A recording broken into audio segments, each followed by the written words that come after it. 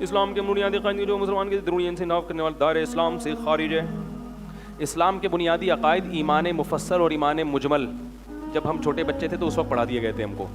آج کل بڑے بھی ہو جاتے ہیں تو وہ پتہ نہیں ہوتا. آمنت باللہ و ملائکتہ و کتبہ و رسلہ والیوم الآخر والقدر خیرہ و شرہ من اللہ تعالی والبعث بعد الموت. اللہ پر ایمان, اس کی تمام کتابوں پر ایمان, اس کے تمام پیغمبروں پر ایمان, تقدیر پر ایمان کہ اچھا برا دونوں پہلے سے اللہ نے لکھ لیا ہے, اور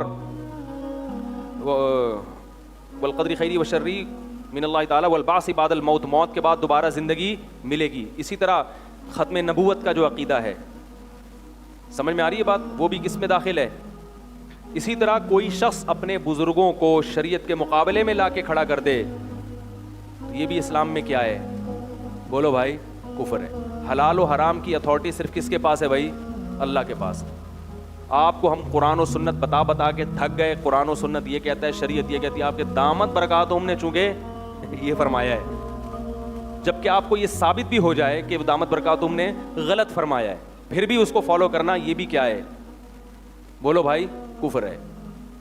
ہاں بعض دفعہ یہ ہوتا ہے کہ آپ کے سامنے پورا قرآن و سنت نہیں ہوتا, کسی نے آپ کے سامنے حدیث پیش کی, آپ کہیں یار اتنے بڑے بڑے علماء اس کے خلاف چل رہے ہیں, تو یقیناً ان کے پاس جواب ہوگا, اس لیے آپ جلدی فیصلہ نہیں کرتے. اس پہ آپ کفر کا فتویٰ نہیں لگا سکتے کیونکہ عوام کے پاس کامل علم نہیں ہوتا. سمجھ میں آ رہی ہے بات؟ تو یعنی علماء نے اس کا خلاصہ یہ بیان کیا ہے کہ نبی صلی اللہ علیہ وسلم جو بھی شریعت لے کر آئے, اس پوری شریعت کو درست ماننا اور اس کی ایک ایک چیز کو تسلیم کرنا, یہ ایمان ہے. کسی ایک چیز کا بھی انکار کر دینا کیا ہے؟ کفر ہے. عمل نہ کرنا ایک الگ چیز ہے, انکار کر دینا الگ چیز ہے. سمجھ رہے ہو؟ البتہ اس چیز کا ثابت ہونا تواتر سے ثابت ہو جائے, اختلافی مسئلہ نہ ہو, تواتر سے ثابت ہو. وہ سمجھ رہے ہیں بات کو؟ تواتر سے اس کا یعنی بدیہی, تو جیسے 5 نمازیں بداہتاً ثابت ہیں, اب اس کا کوئی انکار کرے تو وہ کافر ہو جائے گا, کیونکہ یہ چیز اسلام میں اختلافی نہیں ہے. سب کو پتہ ہے کہ اسلام میں کتنی نمازیں ہیں؟ 5 نمازیں. آج سوالات ہی میں سارا ٹائم گزر گیا, تو کسی نے اور کوئی سوال پوچھنا ہو تو پوچھ لیں. جی کیا ماتم؟ نہیں, اسلام میں جو ہے نا نوحہ کرنا, میت پہ رونا پیٹنا, یہ حرام ہے. صحیح بخاری صحیح مسلم کی حدیث ہے اس بارے میں. اب یہ الگ بات ہے کہ لوگ کہیں کہ اہل بیت پہ نوحہ جائز ہے اور عام میت پہ جائز نہیں, تو احادیث میں ایسا کوئی فرق یاد رکھو. کسی سے محبت کے لیے نا اس کی اتباع ضروری ہے.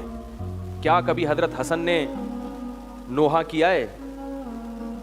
ایک جی میں یہ بات مکمل کر لوں پھر آپ کی طرف آتا ہوں. کیا اہل بیت میں سے کسی نے کبھی یہ ماتم کیے ہیں؟ اور ان کے بھی ہاں تو میتیں ہوئی ہیں, ان کے ہاں بھی ظلم ہوئے ان کے اوپر, لیکن ہمیں نہیں ملتا کہ خود حضرت جعفر طیار جب شہید ہوئے ہیں تو ان کی زوجات نے چیخ و پکار کر شروع کر دی. آپ صلی اللہ علیہ وسلم کو غصہ آیا, فرمایا کہ جاؤ ان کے چہروں پہ خاک ڈال دو. حالانکہ اپنے شوہر کا کتنا بڑا غم تھا, اور شوہر بھی کون؟ قریشی سردار جعفر طیار, اہل بیت میں سے تھے, نبی کے سگے چچا زاد بھائی, مگر ان کی بیویوں کو بھی نبی نے چیخنے چلانے کی اجازت نہیں دی. تو ہمیں کیسے اجازت مل سکتی ہے کہ ہم حضرت حسن کی یاد میں چیخیں چلائیں؟ حضرت حسن سے محبت ہمارے ایمان کا, حضرت حسین سے محبت ہمارے ایمان کا جزو ہے, لیکن محبت کا شریعت نے طریقہ بتایا ان کی پیروی. ایک شاعر نے کہا نا کہ پیروی سے عاشقی آسان ہے, اور اس لیے جس کو دیکھو ان کا دیوانہ سرے بازار ہے. عاشقی کے دعوے کرنا آسان ہے, پیروی کرنا مشکل.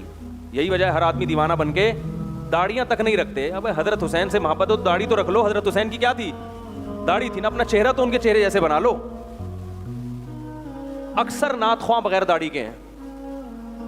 میں کسی پہ طنز نہیں کر رہا, میں یہ نہیں کہہ رہا ان کے دل میں پیغمبر کی محبت نہیں ہے, ہو سکتا ہے ہم سے زیادہ محبت ہو, لیکن اتنی محبت کے ماشاءاللہ آپ دعوے کر رہے ہیں تو تھوڑی سی ہمت کر کے, بالکل نہ نماز کے پابند, ساری رات نعتوں کے مقابلے اور فجر کی نماز گول, ٹھیک ہے نا. تو دعوے کرنا بہت آسان ہے, پیروی کرنا مشکل ہے. اسلام پیروی کو فوکس کرتا ہے. دعوے بھی کریں مگر تھوڑا سا وہ کم رکھیں, اور پیروی کا جو عنصر ہے وہ تھوڑا سا بڑھا دیں. سمجھ میں آ رہی ہے بات؟